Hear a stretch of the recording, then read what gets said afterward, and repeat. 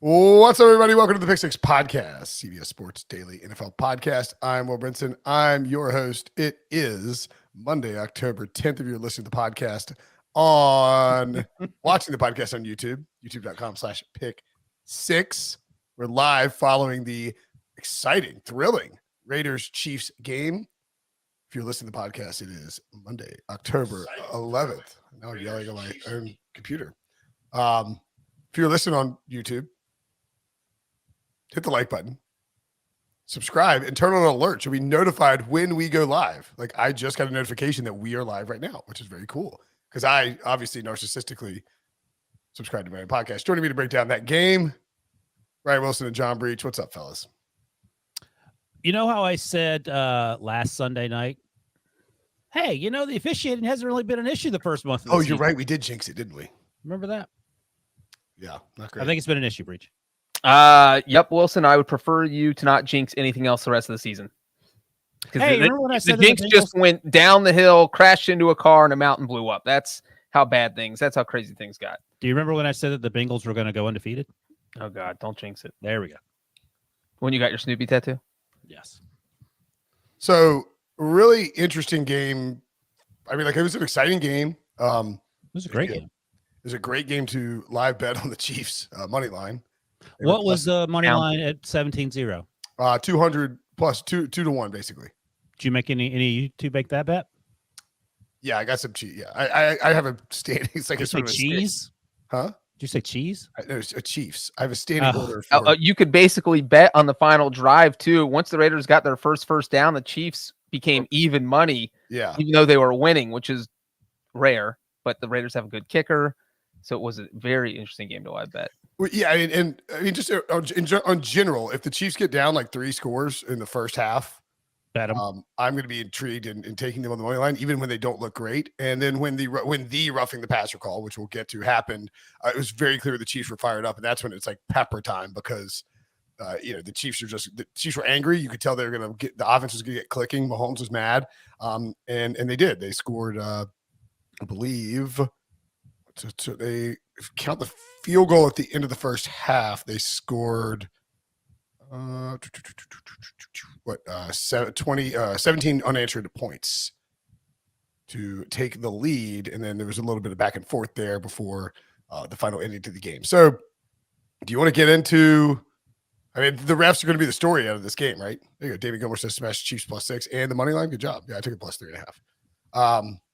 We have to talk about the roughing the passer call, right? It changed the entire game. Yeah, Carl Cheffers basically said Jerome Boger, hold my beer. Is that what the kids say?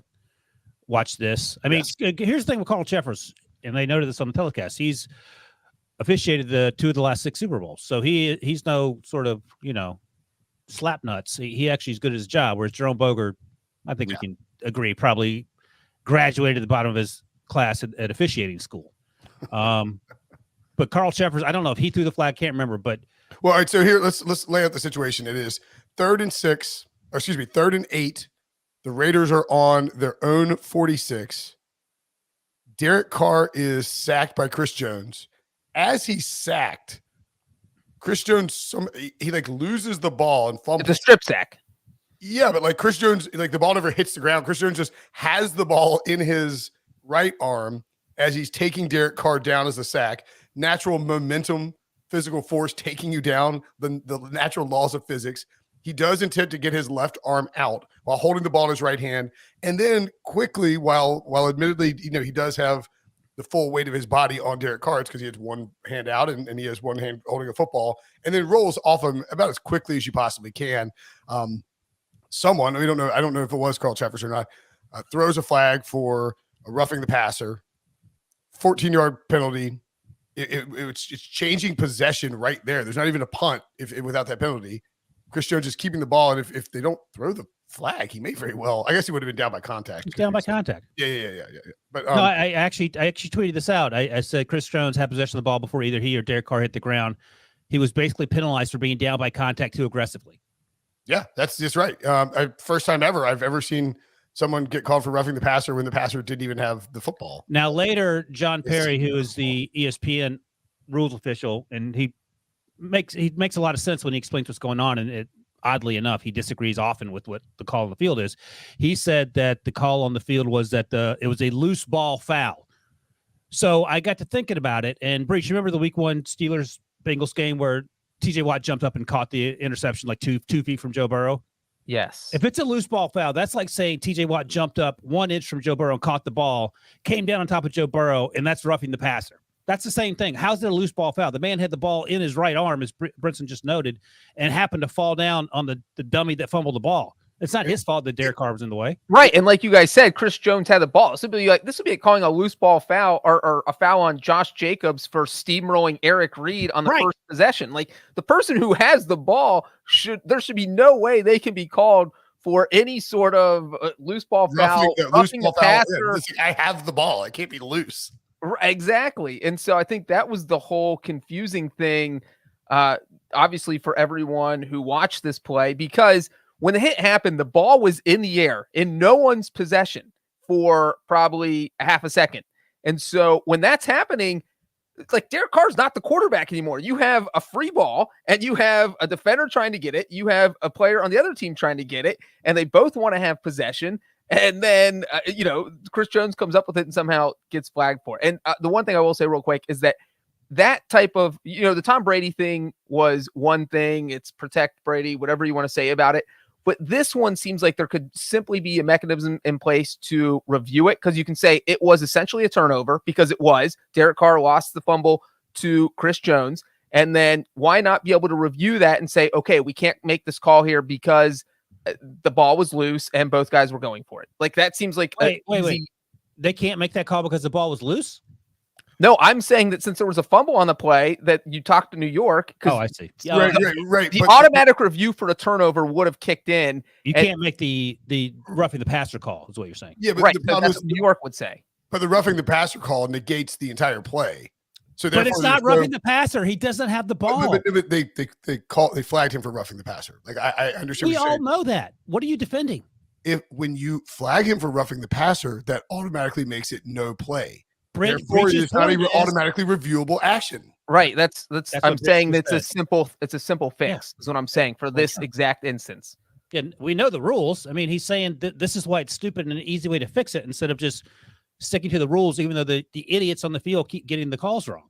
Well, I mean, the problem to me is that you go back to one, the overarching issue with the NFL and how they handle this and really anything is that they're always 100% reactionary. And so the Tua thing happens 2 weeks ago, right? And as a result, then, Tua gets a concussion. It's an ugly scene. There's a clear impetus to the officiating department. To everyone involved, you can tell by the way that these games have been flagged and the way that the games have been handled the last few weeks that they were like, hey, be careful on these hits on the quarterbacks. We can't have that stuff happen, particularly in prime time. You have the Brady call, which was a similar tackle to the Tua tackle. It's a terrible flag. It changed the outcome of the game potentially. And then you have this where it could have changed the outcome of the game. It did. They kicked the field goal. They should have gotten the Chiefs should have gotten the ball. It could have changed the outcome of the game in the sense that it could have allowed the Raiders to win, but it actually did change the outcome of the game in the sense that it pissed the Chiefs fans and the Chiefs team and the Chiefs players off so much that they were fired up the rest of the game, like a totally different environment. Chiefs fans were booing. Carl Cheffers' voice was cracking. It felt like they gave so many second half penalties and calls to the Chiefs as a way of making it up. And wait a second. I don't buy the it changed momentum argument. And number two, what are you talking about? What are the play calls that what was the score? What was the score after the roughing the passer call? 17-0. What was the final score? Just laid out, because people have two eyes when they watch football games, that the Chiefs always come back when they're down 2 scores. That's not uncommon. Like, no one thought the Raiders immediately. Well, real quick, the score when the roughing the passer happened was 17-7, and then the Raiders kicked the field goal a couple plays later, and then it was 20. So what were the gift calls that the Chiefs got after that, though? Not a gift call, but holding on a field goal holding on a missed field goal is literally like a flag that's only thrown once every 10 years. That was terrible. Fair that enough. was and that was 4th and 14 on a field goal that the Chiefs missed, by the way. So the Raiders would have gotten the ball back with winning, I believe, at that point. There was another one too where Carl Cheffers literally he goes, there's no flag on the play for holding. Yeah, that was the right call, though. He just needed to drink a glass of water. I mean, I know everyone had fun on Twitter because his voice cracked, and it's given the timing is terrible. Are you supporting Carl Cheffers? I'm not, but you come up with all these crazy conspiracy theories. Dude, the roughing the passer call changed the momentum. It made that stadium way different in terms of the environment that they were playing. Yes, the fans are obviously and visibly and understandably pissed off. But it felt hostile, like through the television. But it wasn't like Patrick Mahomes finally decided to start playing hard, is my point. Like, it didn't change the opinion of the player. He got fired up, was screaming at people, and was like dialed in. Okay. He was plenty dialed in prior to that, but okay. What? I think I would be more inclined to agree with Brinson here that it felt like the Chiefs were at like 99, but they upped it to 110 after that. And also, I felt like the Raiders took a step back because the crowd was so loud they couldn't hear themselves. And that's really when they struggled to move the ball, was right after that play. Their first possession of the second half was a total disaster. I mean, we saw what happened right there right away, and that's when the crowd was still absolutely crazy. So I definitely feel like there was a spark. Maybe the Chiefs went punt, missed field goal, punt, touchdown before the roughing the passer call, then field goal, touchdown before the final punt, and then the stop at the kneel at the end of the game. Well, Caleb Campson was there. He says you're right, so I'll give you this one. He finally won one. Good job. Caleb, your check's in the mail. Well, and you know what's crazy is that the roughing the passer call completely overshadowed that Patrick Mahomes put together another insane drive where he got the Chiefs in field goal range. So they get the ball back with 17 seconds left in the second quarter. But boom, they go down, get in field goal range, and get 3 quick points, negate what happened with the whole roughing the passer thing. And now you're still down 10, which is how much you were down when the roughing the passer happened. Yeah, the holding on the punt was also another idiotic call. And here's the thing, and I said this yesterday talking about stupid Jerome Boger as an official. Maybe he's a great person. I don't want to malign his character outside of officiating. But if they're doing, if they're incompetent, it makes sense. But it seems to make more sense at this point that it's just all for drama. Like, this is professional wrestling, except the difference is only like 5 people know about it. Like, everyone else thinks it's like a real sporting event. And five people somewhere in New York say, you know what? Okay, call this let's see, spin the wheel, John. Okay, this is going to be roughing the passer. Never mind that Chris Jones that does not matter. And let's see how people react. It's sort of like a microcosm of my simulation theory thing, Breech, where people just flipping switches to see what happens and see how people react, because there's no rational explanation for this level of incompetence on such a consistent basis. But so I was watching this video of Devontae Adams. He shoved somebody. I saw him slam his helmet. My goodness. that's a little insane. I think he thought that cameraman was Hunter Renfrow, and he's like, "Why are you running routes right into me in the final play of the game?" Yeah, it did feel like he was pretty upset about Hunter Renfrow. Well, I think what happened, just seeing it once or twice that play, I think that Devontae got jammed at the line of scrimmage, so he was sort of off the rhythm of that route. And then when Hunter was running that out route, he didn't expect Devontae to be there, and that looked like some Keystone Cops level Steelers wide receiver Matt Canada offense type stuff there at the end.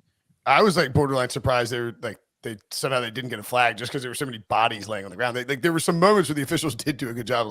And you could see the back judge, side judge. He's like, "Are you sure nothing happened here? Because I'm ready to throw that flag." And he's running, pointing with his left hand on the flag with his right hand, just begging for someone to do something.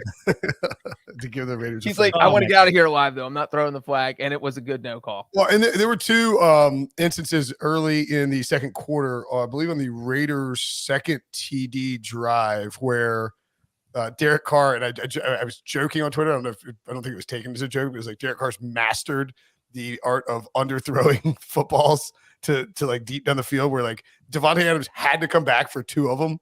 And because he was fighting back, the 4th and 1 in midfield, the first touchdown, I get. You don't want to overthrow that one by 10 yards. So you just throw a moonball up there. Yeah, it wasn't. Well, there wasn't DPI on that.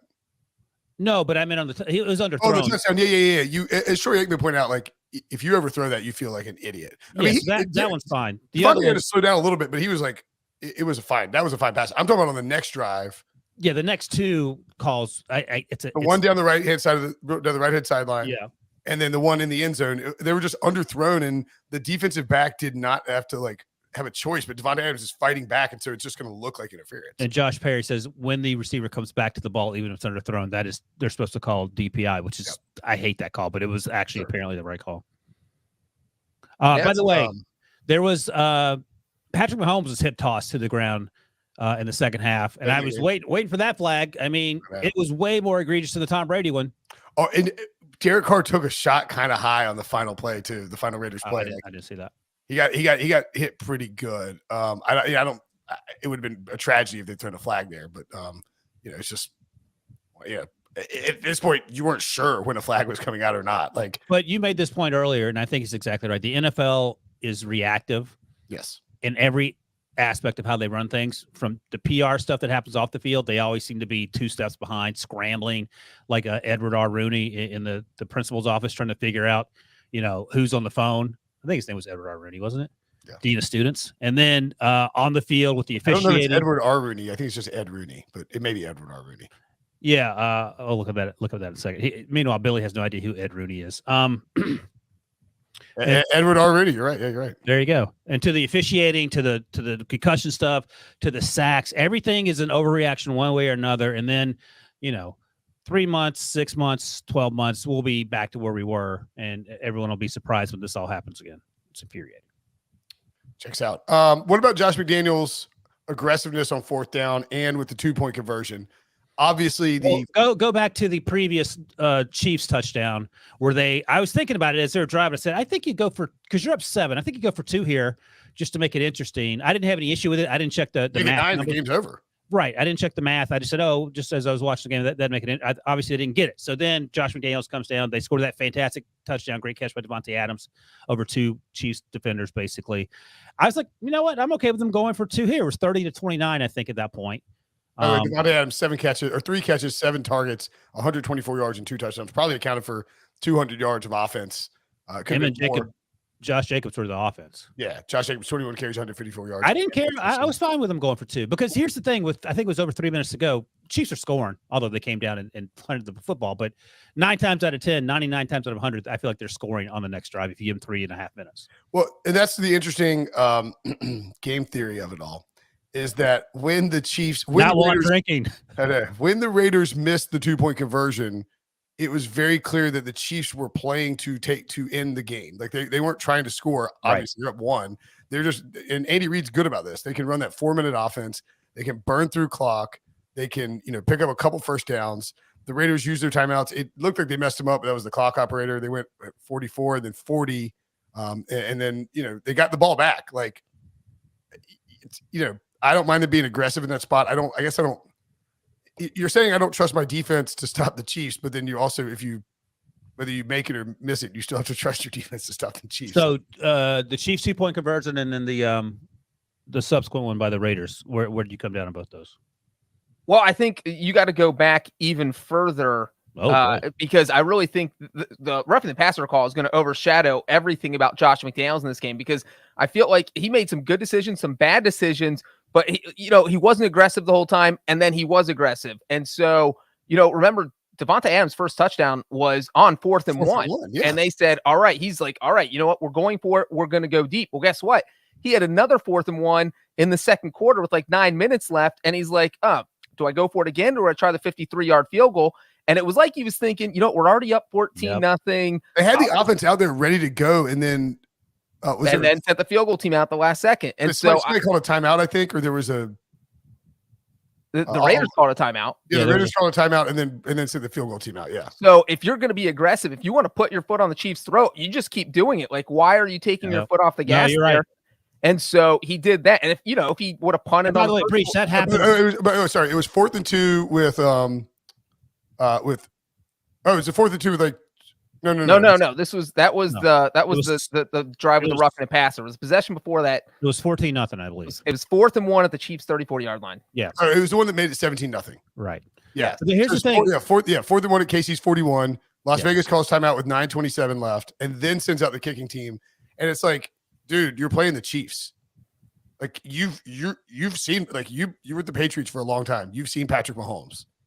You know what he can do. How are you? But this happens all the time. Like teams but the fact that he was aggressive on their first 4th and 1, it was like, just keep being aggressive. You're get aggressive. It's like when you're I don't know why I'm coming with this metaphor, but like when you're skiing and you're a terrible skier, but you hit the first mogul and you land it, you're like, okay, I sort of got it. And you see another mogul coming and you're like, you know what? I'll just swerve around it. And then you hit the tree. Like, just keep going for it, man. What's the worst thing that could happen?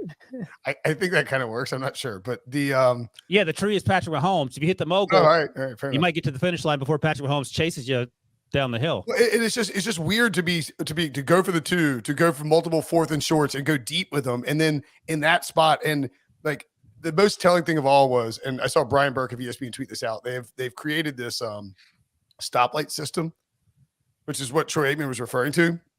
Basically, like they have access to it's like what does the model say in certain situations to go or to kick or to punt, whatever it is, and it's like if it falls within certain parameters, it's literally a stoplight on a sheet of paper. It's like green, that's go, and that's why he said the model says green here, and Troy's like green means go, and then they come back out and they kick, and Troy's like, I do like going up 3 scores, and this is not a commentary on Buck or Aikman or the model. It's just simply saying, like, if your idea of like you just got to be up 3 scores against Patrick Mahomes with 10 minutes to go in the second quarter, like that's not that much for him, unless you have a truly elite defense and he has a bad offensive line, and neither of those things are true. So I think the move there should have been go, try to pick it up, eat more clock.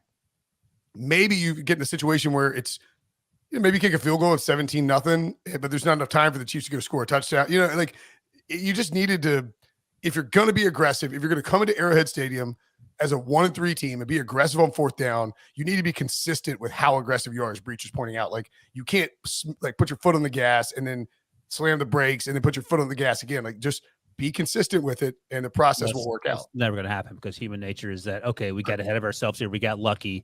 Let's take the foot off the gas and just try to hold on for dear life. Well, and then you guys talked about the 2-point conversion, and the reason I thought that I liked it, and I would have been fine if he kicked the extra point, but I think I would have also gone for 2. Which team are you talking about?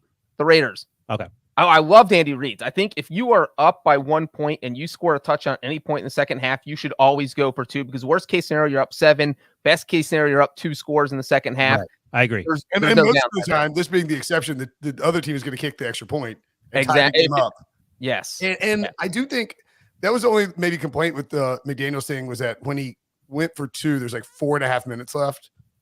I think it was 3 and change, wasn't it? Or 4:27 left, because Buck made the point, if there's 27 seconds left, and I sort of agreed with that, where it's like, I didn't mind that either. Breech, how do you feel about that?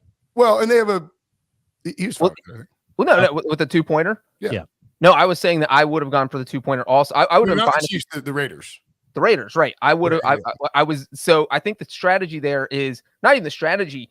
It's classic Brinson game theory, where if you get it and you go up 30, right? The Chiefs in their heads are thinking, all right, we can just drive down, kick a field goal, and win. When Josh McDaniels has watched a Chiefs kicker who has been completely erratic the whole game. He missed a 41-yard field goal. He missed a 36-yarder that got called back because of the penalty. He had an extra point hit off the upright. So you're thinking, if we're up 1 and this kicker has to kick a 35-yard field goal with the game on the line, no, he's not going to be like, he's just. No, you were comfortable with him taking a 40+ yarder with the game on the line. Right. In that situation with that kind of pressure, let's say we're 40, 45 plus. I mean, I guess 40 plus. I mean, you're comfortable anything outside 35. He missed a 41-yarder. He had an extra point from 33, hit the upright, and he missed 36. So I think if they'd gotten the 2-point conversion, Andy Reid would have been hyper aggressive trying to get Mahomes in for a try and go score a touchdown instead of playing for the field goal. I think, but I mean, late in the game, you just you're trying to run out the clock, make sure the other team doesn't get a possession, and then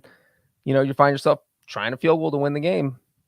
By the way, some people mentioned this in the comment. I actually forgot about it because I heard it at the time, but I was so Troy Aikman saying take off the dresses to the competition committee. It reminded me of the Harlan. You have the Harlan hit? Pull up your pants, take off the bra, and be a man. Oh, that's the one that the competition committee should have Harlan come in to give him a pep talk. I mean, you just can't. I don't think you're supposed to say that now, but.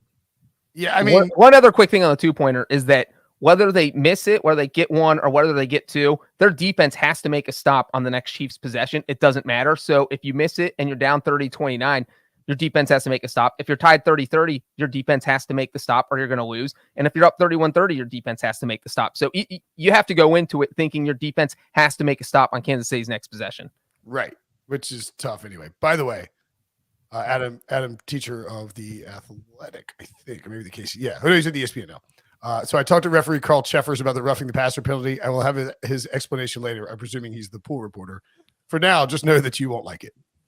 Yeah, I mean that's not surprising. And by the way, preview. Boz Bosman in the comments notes the refs have obviously been instructed to do this, and whether that's true or not, that's what people think because it is so outlandish that the incompetence it just doesn't make sense. Again, not to invoke your daughter, Breech. Is she 3 yet? 2 or 3? 2.5. It's like having her out there making these calls and then people getting angry at her because she didn't get it right. The expectations should be a little higher for grown men who presumably hold down full-time jobs during the week. But I don't know.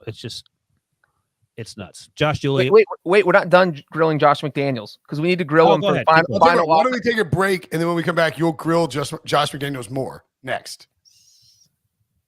All right, Breech, grill away. So we talked about the time he didn't go for it on 4th and 1 in the first half. Now here we are, 4th and 1, 47 seconds left in the game. Why are you throwing it deep? I know that worked on 4th and 1 in the first half, but you only need a field goal to win this game. You have a kicker who has made 38 straight field goals, literally the second longest streak in NFL history. If you get inside probably 58 yards, he's going to make it. So all you need to do here is run Josh Jacobs up the middle, get the first down, spike it, and then you have 3 plays to do whatever the hell you want, but you don't throw deep here. I mean, I cannot believe he threw deep on 4th and 1 with the game on the line. And he got blitzed in that play, and he got blowed up. Yeah, and by the way, people listening or watching, when Breech uses HE double hockey sticks, he is fired up because he cursed like for every 2 million words that are curse words that Brinson and I utter, Breech says HE double hockey sticks. So this is unbelievable. Via James Palmer of NFL Network or NFL Media, Derek Carr said he absolutely loved going for 2. He was completely on board with it on the road in this game. In this game, it was the right move. And then added he actually talked with McDaniels before the drive even started and said he wanted to go for 2, so they were set on 2. If you saw like before that when the Chiefs had the ball during that last drive, you saw McDaniels and Carr talking and they fist bumped each other up, and maybe that was when they were discussing. I had no idea what they could possibly. Oh, good call. Yeah, he did come over and do that on when the defense got the stop. You're right. I think it was on 3rd and 3. If I read the lips properly, I think good he call. said, call the Devontae into Hunter play and let's see if we can hit on that. And they ran into each other. By the way, do you think Devontae was mad about that specifically, the way the game ended, the play call? And part B to that question is, how many games is he going to be suspended for shoving that camera? I don't know what precipitated, if he just is in the way, if it was just a paparazzi type situation with celebrities. I think it was just a guy who was coming up to him with the thing and he just sort of shoved him. You have to imagine the Chiefs fans were probably yelling at him as he was walking out. He said he's already apologized to the guy for that happening. I think he'll maybe be fined. I don't think he'll get suspended for it. Breech, do you think he gets suspended? It's a pretty bad push. I mean, pretty bad push. It's a bad push. Yeah. Why wouldn't he get suspended? And he's like an NFL employee on the sideline, like a team media employee on the sidelines, just trying to get a soundbite or a video of. We don't know who it was. Like, it's one of those things you have to discourage. You have to nip that in the bud. You can't let people think. Well, I mean, like if you only fine him or you don't punish him, then other players might get upset after a tough loss and knock someone over and think that it's okay. So do you think he gets suspended? I can see a 1 game. I don't think a 1 game suspension would be crazy. What was the what was this? Who got? Mike Evans got suspended for much less than that. I would argue. Would you disagree? Who got suspended? Mike Evans for much less than that. Yeah, but that's like against an. He had a history of that though. He already gotten in a situation with Marshawn Lattimore in 2017 and gotten suspended. So it was like it was a second-time offender penalty.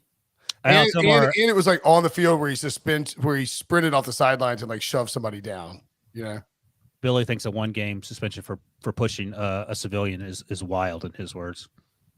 So Billy is all for NFL players pushing civilians. Yeah. Let's get Billy. No, I don't think I'm for it. It's just this other angle. Against it.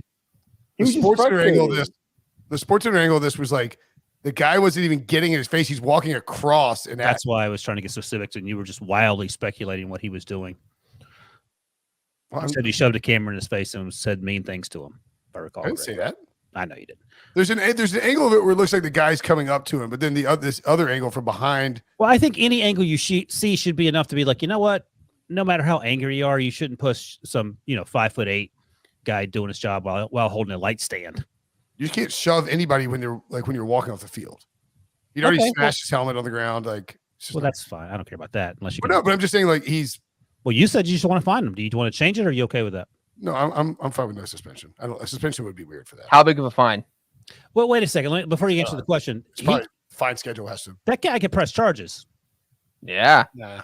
No, but my point is that, yeah, of course he could. And he could get paid a lot of money, I would imagine. But my point is that I feel like a suspension might not be for someone who's willing to put everyone in the Hall of Fame. I think he would be a little more. I think it's a weird stance tonight. I think where are you, Breech? Where do you come down on the Wilson? I mean, it could happen. It's just pretty. I mean, I agree with Wilson that you could theoretically press charges for that, and that the NFL just needs to. I'm just saying you cannot let anyone think The NFL does not like the idea of somebody just shoving a random person down. That is for sure. But what's your but? But let's find a guy who makes $50 million a year. Let's find him $200. Sure. Molly in the comments says, discourage in quotation marks assault of an innocent worker. I like it, Breech. Jay-Z roughing the photographer. That's actually pretty good. That's a 1-game suspension of roughing the photographer. With these, I'm watching these like Raiders fans are like clapping as the guy's going down. It's just, yeah, it's a bad look. I mean, it's a bad look. Okay, but how far are you willing to go? I would be surprised if he's suspended. I think that's a lot. I'm asking you. You're the dean of punishments. How far are you willing to go? I would assume that there's something in the fine schedule for. You're the punisher. Just tell me what you're going to punish him with. Don't Google it. Just use your brains. I'll tell you, it's gonna be like $37,000. Okay. And that, to Breech's point, that's a deterrent. No. Oh my God, I feel like I'm talking to Jerome Boker right now. I can't get a straight answer out of him. What are you talking about? I'm asking you a direct question. You keep looking to your computer for answers. I'm looking. Personally, I wouldn't take this level of disrespect. I'm looking to see. That's like breaking into the emergency broadcast system. Billy can just press those buttons when Brinson needs time to think. I know it's a filibuster. I mean, it's $7,000 if you throw the football into the stands. That's why I'm asking you. You have complete authority to make any punishment you want, and you're gang signing is worth of a suspension or a fine. And you're talking about $37,000. I think $37,232 fighting is what they will tag that as. That's not fighting. I'm just telling you what they're going to do. That's what they're going to try to do. That's my guess. You asked me you said the dean. You want the dean of punishment? What do you think happens? I'm telling you. Hamarai in the comments says Benson will put anyone in the Hall of Fame, but no one in jail. Slap my head. Slap my head. I think you mean shaking my head. I call it slap my head. But physical contact with an official is a $37,000 fine. Verbal or other non-physical offense against an official is $29,785. Okay, but I'm gonna guess he's fined $37,232. Is that a deterrent to Breech's point? Yes. You're the world's worst lawyer. Okay, all right, fair enough. So let's see. Happy birthday to Travis Kelce. He scored 4 touchdowns on 25 receiving yards, which is the best stat line that I can remember in a long time. 8 targets, 7 catches, 25 receiving yards, 4 touchdowns. It's actually not Travis Kelce's birthday. It's his mother's birthday. I thought they said he's about to turn 33, I think, right? He turned 33 last week. Okay, yeah, that still counts. Birthday week. You celebrate your birthday for an entire 2 months on all those golf trips you take. His longest reception was 8 yards. It's crazy. I feel like that is crazy. who did I feel like? He was the first player in NFL history with 4 receiving touchdowns, which all went for 10 yards or less. Think about that one. Wrap your head around that one. And no one had more than 100 receiving yards for. I believe he's the first player with 4 touchdown catches in less than 90 yards. And he had 25 yards. That record will stand up for a while. Well, 9 different players caught a pass for this. 7 catches for 25 yards and 4 touchdowns. That is a weird line. Second most receiving touchdowns by a tight end in one game in NFL history. Do you think that Devontae Adams wish he stayed in Green Bay? Because the Green Bay is not exactly. That shove says yes. Fair enough. I mean, they're 1-4, and their playoff hopes are like diminishing quite quickly. Whereas if you're in Green Bay, the Packers are probably undefeated. I will say this: that the Raiders are the best 1-4 team in the league. I don't think I can take any solace in that, but I feel confident in saying that. Wilson, your record is. You are what your record says it is. Says you are. Yeah, that's what Tom was telling the Steelers. Look, we're the same as the Raiders. We're fine. Wow. Multiple blown leads of 17 plus points in first 5 games of a season in NFL history. Been done twice this year. The Ravens, obviously, we talked about that. The Raiders now have done it as well. The 2020 Chargers did it. Fun. And the 2011 Vikings and 93 Jets. It was the only teams who ever do it. I think that does speak. The 2022 thing, I think, does speak to like the way the game is played now, though. Also, something worth noting, I was just sort of thinking, I'm sure it's frustrating for whoever the pool reporters that you mentioned having to ask the officials the question, knowing that they're not going to get an answer, like talk to a politician. Right. CBS Sports HQ just tweeted out Andy Reid's comments from the presser, and one of the reporters asked him, I don't believe I've ever seen you as annoyed on the sidelines as the Chris Jones sack. And he looked pretty fired up. Andy Reid did. Andy Reid responded and said, you guys are trying to get me fined, pulling a Marshawn. But if Andy Reid had gotten thrown out of the game for that, I would have been fine with it. Like there's just no explanation for it. We don't have to rehash it, but I give the man a lot of credit for being that restrained, because that was a terrible call. As Breech points out, did you already mention this? But Andy Reid gave him the. It was right before halftime. Oh, right before halftime. Oh, I didn't see that. I just saw the initial reaction. So walking off the field, he was yelling at him as well. I don't know. Off his mic, because he was being mic'd up, and he took it off just so he could yell at Carl Sheffer. Good. I love it. I wish that was mic'd up. There might be some good stuff on Inside the NFL this week. Yeah, they're not putting that out there. I don't know. Again, but like I said, I'm so tired of saying it. I don't understand why we can't just use technology to help these old people make the right decisions. Right. I mean, I've been pounding that drum for a while. Like you remember the "Help Me, I Can't Get Up" bracelets? That was 40 years ago. Helping old people with technology. You hit a button. Just hit a button from New York and buzz these idiots and say, "Hey, that's the wrong call." Yeah. I mean, it's like, look, a roughing the passer that's going to change the game. Yes. I'm listening to Devontae Adams right now. And it feels like the crazy thing is, because the Chiefs won, it's not as huge of a talking point as it would have been if the Chiefs had lost this game. Yeah, we're still talking about it as the amazing thing. But yeah, so I was actually thinking when they were down 17-0 Breech, did you think any thoughts about maybe they're looking ahead to Buffalo, or more importantly, are they going to get steamrolled by Buffalo because they're getting steamrolled so early by the Raiders in this game? Kansas City and their dogs, man. I was asking Breech because you were listening to something else. I didn't feel like I felt like the Raiders came out with their pants on fire with the 4th and 1, 48-yard touchdown kind of sparked them and kind of blindsided the Chiefs. And then you saw the look on Andy Reid's face when the Chiefs go down and respond, but then they miss a 41-yard field goal, and Andy Reid's like, my God, when does Harrison Butker get back? I cannot find a kicker who can make a kick. And then the Raiders went down and scored again, and now instead of 7-3, or 14-3, it's 14-0.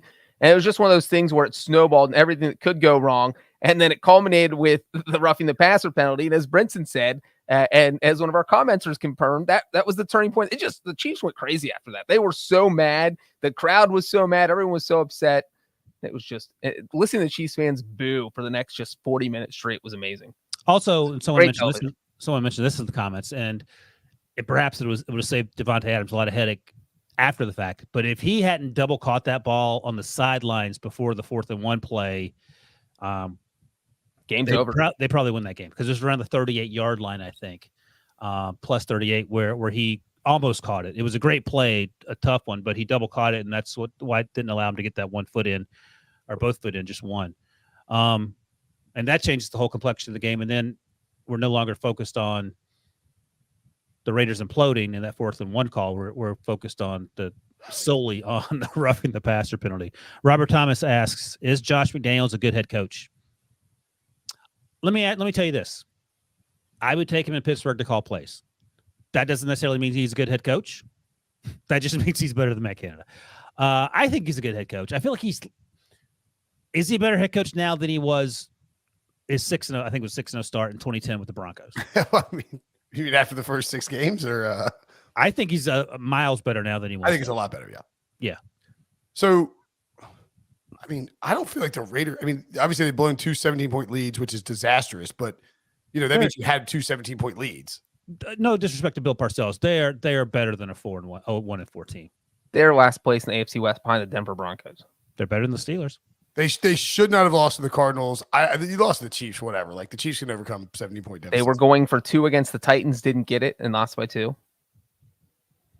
I mean, I don't think he's a bad head coach. No, I think if he got fired today, he'd be the Panthers coach tomorrow. David Tepper would kill to have Josh McDaniels. Right. I mean, he was one of the finalists, and he picked Matt Rule over him. Yeah, gosh. David Tepper also not great at giving press conferences. By the way, never mind. Yeah, well, Dude, you pointed it out to me. I was last night earlier. Oh yeah. You thought I was making up stuff. I thought you were literally like doing like an onion like bit, and it's actually Breech. Did you hear the quote? No, I'd missed this quote. Let me read it to you, Breech, and you tell me whether this is real or not. So it's going to be real because I'm telling you now. But I like to go back and look at the introductory press conferences when coaches get fired, just to see what the owners and the GMs are saying. And, everything was laudatory out of David Tepper's mouth on January 7th, I believe it was 2020. We double check. Yeah, Jan 7th, 2020. Yeah. And here's the very last thing in the Panthers.com story. David Tepper's saying this. He dresses like crap. And he dresses like bleep. Yeah, ish. And he sweats all over himself. He dresses like me, so I have to love the guy, Tepper said with a laugh. I was a short order cook. He was a short order cook. Nobody gave him anything. Nobody gave him anything. He had to work hard for everything he got. Like this man, this is the first thing he thought to say about his, like crap, so his new head coach. Sweats all over himself. And Brinson thought I was just making up jokes. I thought you were just creating Well, you wouldn't expect a...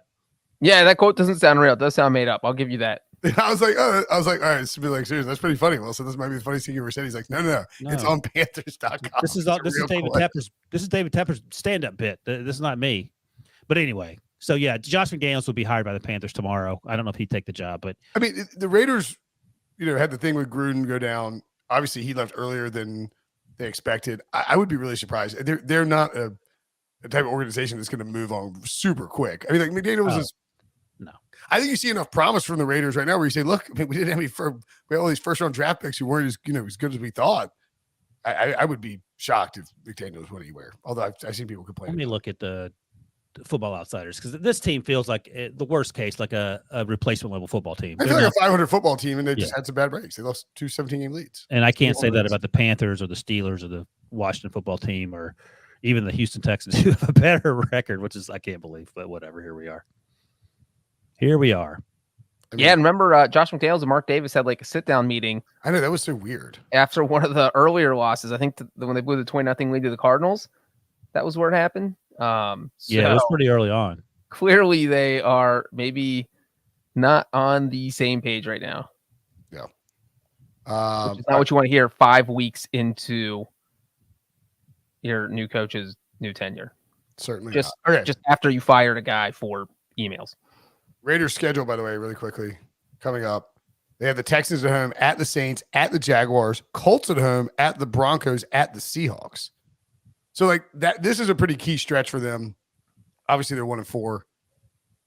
That puts you in a very bad position about for getting to the playoffs. But that's this 6-game stretch. If you can go 4-2, and you find yourself 5-6, you're still gonna have some division games left that you have to deal with. But and if you can go for 6-0 or 5-1, it's even better. But 4-2 over that 6-game stretch would be very. I think that would put them in a position to possibly make a run at the playoffs. And they realistically could win all 6 of those. Like it's not really good, yeah, impossible. Yeah. The Chiefs have the Bills. Yikes! Coming week. We mentioned that, Wilson. Who would you take right now? Chiefs are Bills at home, at the Niners, Titans at home, Jaguars at home. Oh my What's God. the early Chargers, Rams at home. What's the early Bills line? Bills -2, I believe. Well, it's probably going to be 10. Bills -10 if that 17-0 score held up in this one. Yeah, But I'm gonna stick with the Chiefs, although there's no reason to do that. I'm just gonna ride the Chiefs. I'm going to say Bills by double digits. Are you seriously gonna say double digits? I mean, that's not even crazy. That's the mad thing about The it. line is currently off right now. Wait for this game to get out. But yeah. All right, that'll do it. Yep, Clarence asked Waller was hurt after 6 plays. He hurt his hammy, so he wasn't out there. And then, in all honesty, they had Hunter Renfrow back from the concussion. They had who's the guy with the afro that kept dropping passes? Mac Hollins. Yeah, Mac Hollins. They had a few step downs in terms of the big play wide receiver. So Horsted was the tight end that came in for Waller. So Still no excuse. They were up 17-0, but they weren't firing with all their firepower. But okay. Tough team to go against. All right. That'll do it for us. Thanks for watching. Thanks for listening. For Breech, for Wilson, I'm Brinson. We will see you guys later.